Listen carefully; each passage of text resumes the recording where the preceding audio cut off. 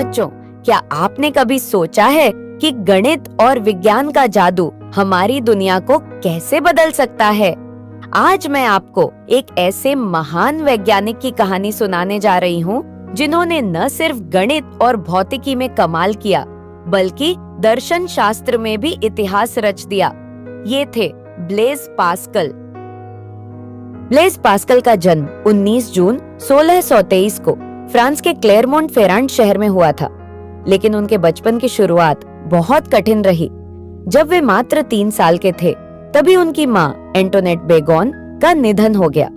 इसके बाद उनके पिता एटियन पास्कल, जो खुद एक कुशल गणितज्ञ और टैक्स अधिकारी थे, उन्होंने ही उनकी परवरिश की और शिक्षा की जिम्मेदारी उठाई।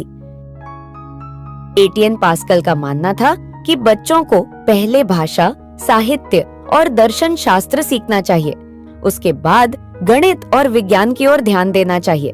इसलिए उन्होंने ब्लेज को गणित से दूर रखने का फैसला किया और घर पर ही उन्हें शिक्षा देने लगे। परंतु ब्लेज की रुचि स्वाभाविक रूप से गणित की ओर थी। कहानी प्रसिद्ध है कि एक दिन उन्होंने अपने पिता से पूछा कि त्रिभुज क्या होता है, परंतु उनके पिता ने टाल दिया। इससे जिज्ञासु बालक ब्लेज और भी अधिक उत्सुक हो गए। उन्होंने चोरी छिपे खुद ज्यामिति की खोज शुरू कर दी और कागज पर आकृतियां बनाकर उनके गुणधर्म समझने लगे। जब उनके पिता को पता चला कि ब्लेज ने स्वयं ही कोणों के योग से संबंधित नियम खोज लिया है, तो वे आश्चर्यचकित रह गए। इसके बाद उन्होंने न सिर्फ ब्लेज को गणित पढ़ने की अनुमति दी, बल्कि खुद भी उनकी रुचि को आगे बढ़ाने लगे। ब्लेज पास्कल की विलक्षण प्रतिभा बहुत कम उम्र में ही दुनिया के सामने आ गई। केवल 16 वर्ष की उम्र में उन्होंने प्रोजेक्टिव ज्यामिति यानी प्रोजेक्टिव जियोमेट्री पर एक शोध पत्र लिखा, जिसमें उन्होंने पास्कल का प्रमेय यानी पास्कल्स थ्योरम प्रस्तुत किया। यह प्रमेय कहता है कि किसी भी समचतुर्भुज यानी हेक्सागोन के विपरीत कोनों को मिलाने वाली रेखाएं एक ही बिंदु पर मिलती हैं। इस प्रमेय को ज्यामिति के क्षेत्र में एक महत्वपूर्ण योगदान माना जाता है और आज भी इसे अध्ययन किया जाता है। जब ब्लेज 19 साल के थे, तब उन्होंने अपने पिता के काम में मदद करने के लिए एक गणना मशीन, मैकेनिकल कैलकुलेटर का आविष्कार किया। इसे पास्कल की गणक मशीन, पास्कलाइन कहा जाता है। यह शुरुआती यांत्रिक कैलकुलेटर था जो जोड़ और घटाव कर सकता था। यह मशीन आगे चलकर आधुनिक कंप्यूटरों के विकास की नींव बनी। ब्लेज पास्कल ने हवा और दबाव पर भी प्रयोग किए। उन्होंने साबित कर दिया कि हवा का भी वजन होता है और इसी से जन्म हुआ पास्कल का सिद्धांत, पास्कल्स लॉ, जो बताता है कि किसी बंद प्रणाली में तरल पर डाला गया दबाव हर दिशा में समान रूप से फैलता है, जिसे आज भी हाइड्रोलिक प्रेस और ब्रेक सिस्टम में इस्तेमाल किया जाता है। उन्होंने प्रायिकता सिद्धांत, प्रोबेबिलिटी थियरी की नींव भी रखी, जो आज भी सांख्यिकी और अर्थशास्त्र में उपयोग किया जाता है।